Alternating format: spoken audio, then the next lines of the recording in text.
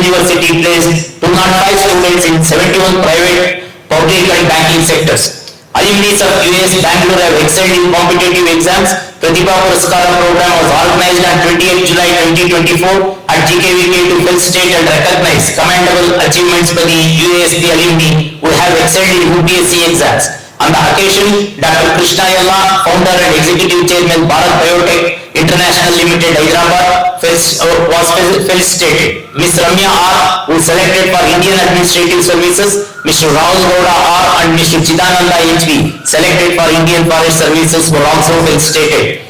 The UASP is a leader in the seed production of important crop seed health testing laboratory was established at Department of Plant Pathology GKVK on 18/4/2024 that will facilitate diagnosis and management of seed-borne diseases of crops. The main objective of the seed testing is to assess the actual planting value of the seed in terms of its germination capacity, besides determination of percentage composition of the pure seeds, wheat seeds, other crop species, extraneous matter and moisture content of the moisture content.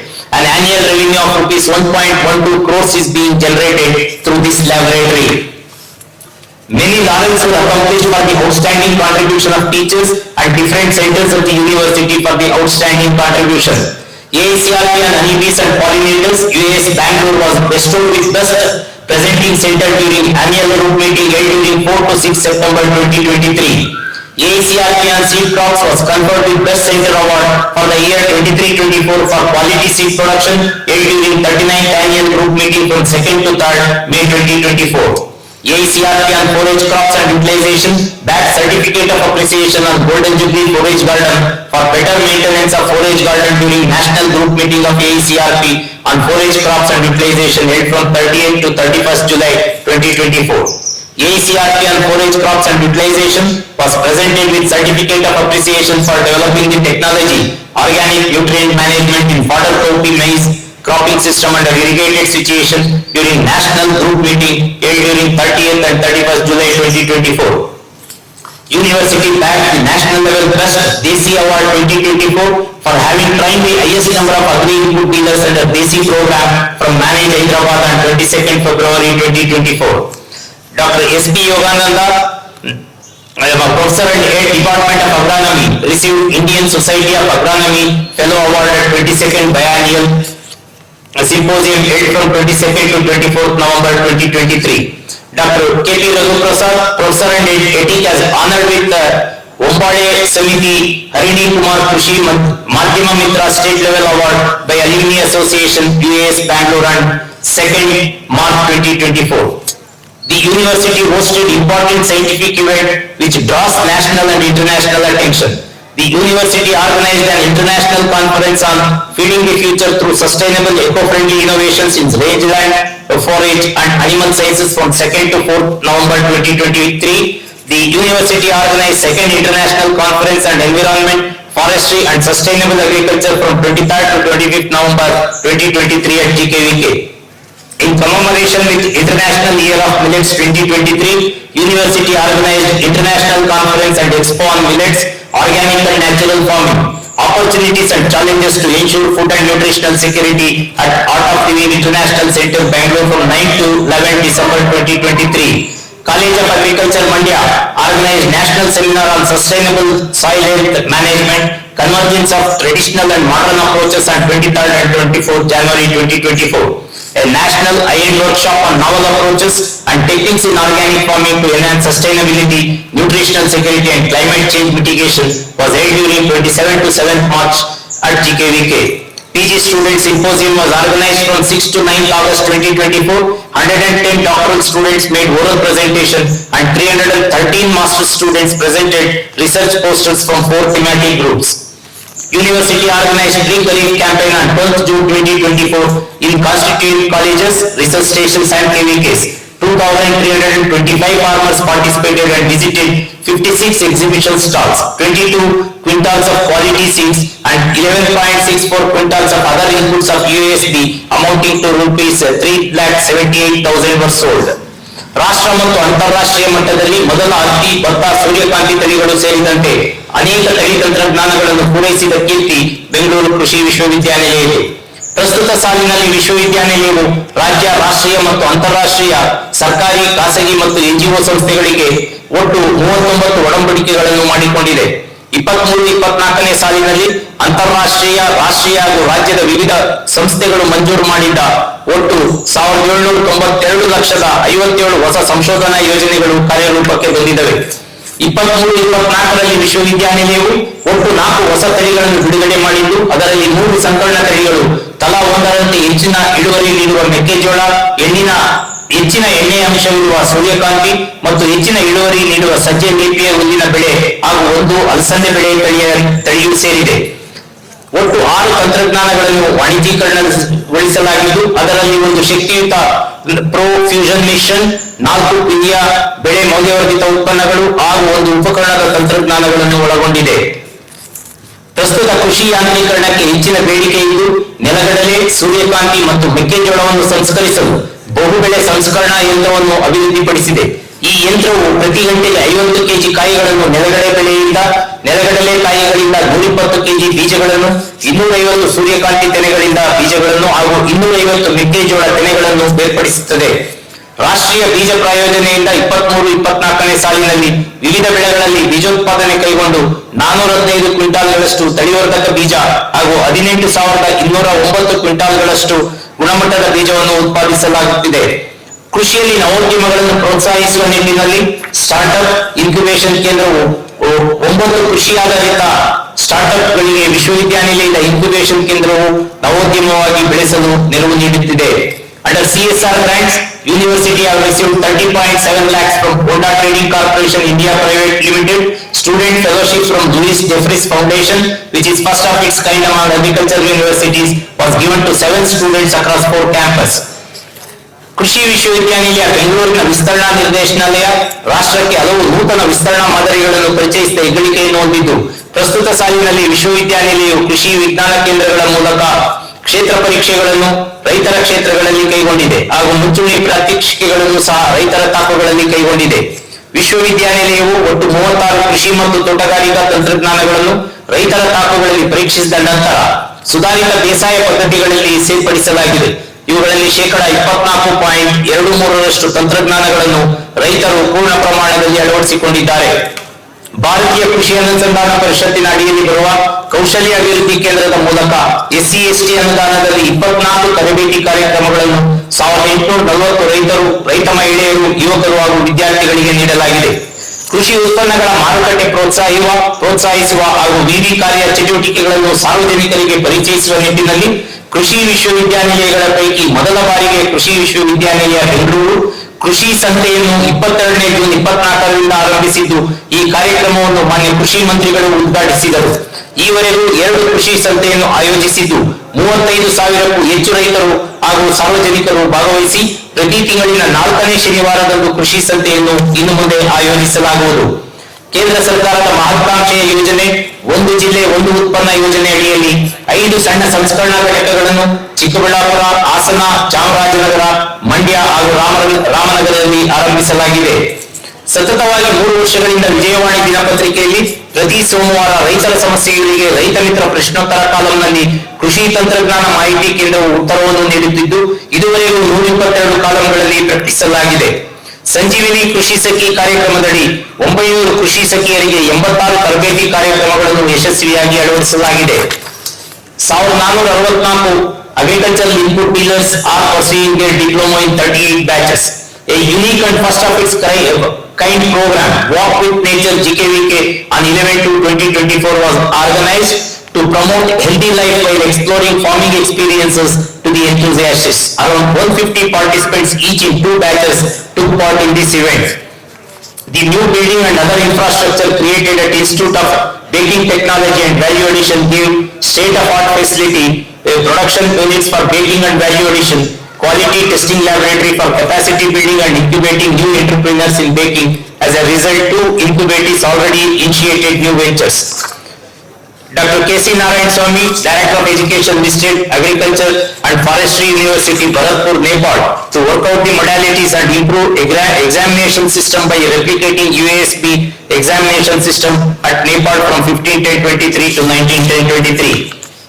Dr. T.K. Nagaratna, Professor and Scientific Officer to the Vice Chancellor, represented India, nominated by Government of India as a guest speaker in the webinar on farmers' varieties, land races, conservation through on farm management, organized by Food and Agriculture Organization (FAO) of the United Nations, Rome, Italy, on 29th April 2024. Dr. M.B. Prakash, Dean Agri, College of Agriculture, GKVK, Bangalore, participated in 11th International Symposium on Plant-Soil Interaction at Low pH that was organized by Institute of Soil Science, Chinese Academy of Sciences from 16 to 21st at Nanjing, China. Dr. G.M. Reddy, Professor, Department of Agricultural Economics, College of Agriculture, GKVK, visited Ghent University of Belgium during 5th to 17th of November to present case study on natural calamities in Karnataka to the students of International Master in Rural Development under SDG Lab Society Program. Dr. Nataraj Karwa, Professor and Head Department of Crop Physiology, visited George August University of Göttingen during 2nd to 10th December 2023 under Namaste and KA 107 exchange program between UASP and Göttingen University, Germany, and presented information on academic collaboration at the International Center. ಮೂಲಭೂತ ಸೌಕರ್ಯಗಳ ಅಭಿವೃದ್ಧಿ ಒಟ್ಟಾರೆ ವಿಶ್ವವಿದ್ಯಾನಿಲಯದ ಪ್ರಗತಿಗೆ ಪೂರಕವಾಗಿದ್ದು, ಈ ಸಾಲಿನಲ್ಲಿ ವಿಶ್ವವಿದ್ಯಾನಿಲಯದಲ್ಲಿ ವಿವಿಧ ನಿರ್ಮಾಣ ಕಾರ್ಯಗಳನ್ನು ಕೈಗೊಳ್ಳಲಾಗಿದೆ. ಜಿಕೆವಿಕೆ ಆವರಣದಲ್ಲಿ ವಿದ್ಯಾರ್ಥಿನಿಯರ ವಸತಿ ಸಮಸ್ಯೆಯನ್ನು ನೀಗಿಸುವ ನಿಟ್ಟಿನಲ್ಲಿ 846 ಲಕ್ಷ ರು ವೆಚ್ಚದ ವಿದ್ಯಾರ್ಥಿನಿಯರ ವಸತಿ ನಿಲಯವನ್ನು ನಿರ್ಮಿಸಲಾಗಿದೆ. ಗುಂಜೇವು ಕೃಷಿ ಸಂಶೋಧನಾ ಕೇಂದ್ರದಲ್ಲಿ 125 ಲಕ್ಷ ರು ಅಂದಾಜು ವೆಚ್ಚದ ಅತಿಥಿ ಗೃಹ ನಿರ್ಮಾಣ ಕಾಮಗಾರಿಯು ಸಂಶೋಧನಾ ವಿದ್ಯಾರ್ಥಿಗಳ ಅನುಕೂಲಕ್ಕಾಗಿ ನಿರ್ಮಿಸಲಾಗಿದೆ. 998 ಲಕ್ಷಗಳ ವೆಚ್ಚದಲ್ಲಿ ಜಿಕೆವಿಕೆ ಆವರಣದಲ್ಲಿ ಬಾಲಕರ ವಿದ್ಯಾರ್ಥಿ ನಿಲಯದ ಕಟ್ಟಡ ನಿರ್ಮಾಣ, 514 ಲಕ್ಷ ರು ವೆಚ್ಚದ nuclear magnetic resonance honey testing laboratory and GKVK ಆವರಣದಲ್ಲಿ ವ್ಯವಸ್ಥಿತ ಮತ್ತು ಕೇಂದ್ರೀಕೃತ ವಿದ್ಯುತ್ ಸರಬರಾಜು ಮಾಡುವ ಕಾರ್ಯವು ಪ್ರಗತಿಯಲ್ಲಿದೆ. ಕೃಷಿ ಕಾಲೇಜ್ ಚಾಮರಾಜನಗರದಲ್ಲಿ 2500 ಲಕ್ಷಗಳ ಅಂದಾಜು ವೆಚ್ಚದಲ್ಲಿ ಕೈಗೊಂಡಿರುವ ಆಡಳಿತ ಕಚೇರಿ ಕಟ್ಟಡ, ತರಗತಿ ಪ್ರಯೋಗಶಾಲೆ, ವಿದ್ಯಾರ್ಥಿನಿಯರ ವಸತಿ ನಿಲಯ ಮತ್ತು ಗ್ರಂಥಾಲಯ ಕಟ್ಟಡಗಳ ನಿರ್ಮಾಣ, ಬಾಲಕರ ವಿದ್ಯಾರ್ಥಿ ನಿಲಯ ನಿರ್ಮಾಣ, ಚಿಂತಾಮಣಿ ಆವರಣದಲ್ಲಿ ತರಗತಿ ಕೊಠಡಿಯ ನಿರ್ಮಾಣ ಕಾಮಗಾರಿಗಳು ಇದೀಗ ಪ್ರಾರಂಭದ ಹಂತದಲ್ಲಿವೆ. The future focus of University of Agricultural Sciences, Bangalore. The university will be celebrating its 60th year of foundation for the next 1 year, where series of programs like seminars, conferences, melas, and other national, international events will be organized. 60th year of celebration will be launched on University's Foundation Day. Bangalore ಕೃಷಿ ವಿಶ್ವವಿದ್ಯಾನಿಲಯ ಇತ್ತೀಚೆಗೆ ಆರಂಭಿಸಿದ ಕೃಷಿ ಸಂತೆ ಕಾರ್ಯಕ್ರಮಕ್ಕೆ ಅಭೂತಪೂರ್ವ ಪ್ರತಿಕ್ರಿಯೆ ದೊರೆತ ಹಿನ್ನೆಲೆಯಲ್ಲಿ ಮುಂಬರುವ ದಿನಗಳಲ್ಲಿ ಕೃಷಿ ಸಂತೆಯನ್ನು ರೈತರ ಸಂತೆಯನ್ನಾಗಿ ಪರಿವರ್ತಿಸಿ ಕೃಷಿಕರು ಬೆಳೆದ ಉತ್ಪನ್ನಗಳ ಮಾರಾಟಕ್ಕೂ ಅವಕಾಶ ಕಲ್ಪಿಸಲು ವಿಶ್ವವಿದ್ಯಾನಿಲಯ ಚಿಂತನೆ ನಡೆಸಿದೆ. University decided to extend financial assistance for the research articles published in more than 10 mass-rated journals to encourage scientific writing among students and faculty. University will take up recruitment of quality human resources to overcome the shortage of staff and initiate new programs. ಮುಂಬರುವ ದಿನಗಳಲ್ಲಿ GKVK ಆವರಣದಲ್ಲಿ 16,000 ಅರಣ್ಯ ಸಸಿಗಳನ್ನು ನೆಡುವ ಬೃಹತ್ ಕಾರ್ಯಕ್ರಮವು ವಿಶ್ವವಿದ್ಯಾನಿಲಯದಲ್ಲಿ ಹಮ್ಮಿಕೊಂಡಿದ್ದು, ಮೊಟ್ಟ ಮೊದಲ ಬಾರಿಗೆ ಇವುಗಳಲ್ಲಿ 3,000 ಶ್ರೀಗಂಧದ ಸಸಿಗಳನ್ನು ಸಹ ನೆಡುವ ಉದ್ದೇಶವನ್ನು ಹೊಂದಿದೆ. In order to encourage startup ideas among the students, University decided to confer Best Student Startup Award during the upcoming Foundation Day and extend necessary financial assistance to the best startups. Further, University also planning to have investors meet for commercialization of products from innovative startups. Keeping pace with the development, planning to provide importance on digital agriculture using artificial intelligence to simplify the agricultural operations. ರಾಷ್ಟ್ರದಲ್ಲಿ ಪ್ರಸ್ತುತ ಕೃಷಿ ನವೋದ್ಯಮಗಳ ಪ್ರಮಾಣ ಕೇವಲ 10% ಈ ಕ್ಷೇತ್ರದಲ್ಲಿರುವ ವಿಪುಲ ಅವಕಾಶಗಳನ್ನು ಬಳಸಿ ಮುಂಬರುವ ದಿನಗಳಲ್ಲಿ ಹೆಚ್ಚು ಕೃಷಿ ನವೋದ್ಯಮಗಳನ್ನು ಆರಂಭಿಸಲು ವಿಶ್ವವಿದ್ಯಾನಿಲಯ ಕಾರ್ಯೋನ್ಮುಖವಾಗಲಿದೆ. ಆತ್ಮೀಯರೇ, 1950ರ ದಶಕದಲ್ಲಿ ಹಸಿವಿನಿಂದ ಕಂಗಾಲಾಗಿದ್ದ ಭಾರತ ಪ್ರಸ್ತುತ ಆಹಾರ ಹಾಗೂ ಪೋಷಕಾಂಶಗಳ ಭದ್ರತೆಯಲ್ಲಿ ಸ್ವಾವಲಂಬಿಯಾಗಿ ಜಗತ್ತಿನ ಮುಂದುವರೆದ ದೇಶವಾಗಿ ರೂಪಾಂತರಗೊಳ್ಳುತ್ತಿದೆ. ಈ ಕಾಲಘಟ್ಟದಲ್ಲಿ ರಾಷ್ಟ್ರದ ಹಸಿರು ಕ್ರಾಂತಿಗೆ ಮೊದಲ ಭೂಮಿಕೆ ಕಲ್ಪಿಸಿಕೊಟ್ಟ ಡಾಕ್ಟರ್ ಎಂ.ಎಸ್. ಸ್ವಾಮಿನಾಥನ್ ರವರಿಗೆ ಪ್ರಸ್ತುತ ಸಾಲಿನಲ್ಲಿ ಕೇಂದ್ರ ಸರ್ಕಾರ ನೀಡಿದ ಭಾರತ ರತ್ನ ಪ್ರಶಸ್ತಿ ರಾಷ್ಟ್ರದ ಎಲ್ಲ ಕೃಷಿಕರಿಗೆ ಸಂದ ಗೌರವವೆಂದರೆ ತಪ್ಪಾಗಲಾರದು. ಪ್ರಾಯಶಃ ಕೃಷಿ ಕ್ಷೇತ್ರಕ್ಕೆ ಮೊದಲ ಬಾರಿಗೆ ಬಂದ ಭಾರತ ರತ್ನ ಇದಾಗಿದ್ದು, ಈ ಸಂದರ್ಭದಲ್ಲಿ ಡಾಕ್ಟರ್ ಸ್ವಾಮಿನಾಥನ್ ರವರ ದೂರದೃಷ್ಟಿ, ಕೃಷಿ ಕ್ಷೇತ್ರದ ಮೇಲಿನ ಪ್ರೀತಿ, ಕಾಳಜಿ ನಮ್ಮೆಲ್ಲರಿಗೆ ನಿರಂತರ ಸ್ಫೂರ್ತಿಯಾಗಿರಲಿ ಎಂದು ಆಶಿಸುತ್ತಾ ಭಾರತ ರತ್ನ ಡಾಕ್ಟರ್ ಸ್ವಾಮಿನಾಥನ್ ಅವರ ಹೇಳಿಕೆಯನ್ನು ಪ್ರಸ್ತಾಪಿಸುತ್ತಾ ನನ್ನ ಭಾಷಣವನ್ನು ಮುಕ್ತಾಯಗೊಳಿಸುತ್ತೇನೆ. The future belongs to nations with grains and not guns. If agriculture goes wrong, nothing else will have a chance to grow right. Jai Hind, Jai Jawan, Jai Kisan.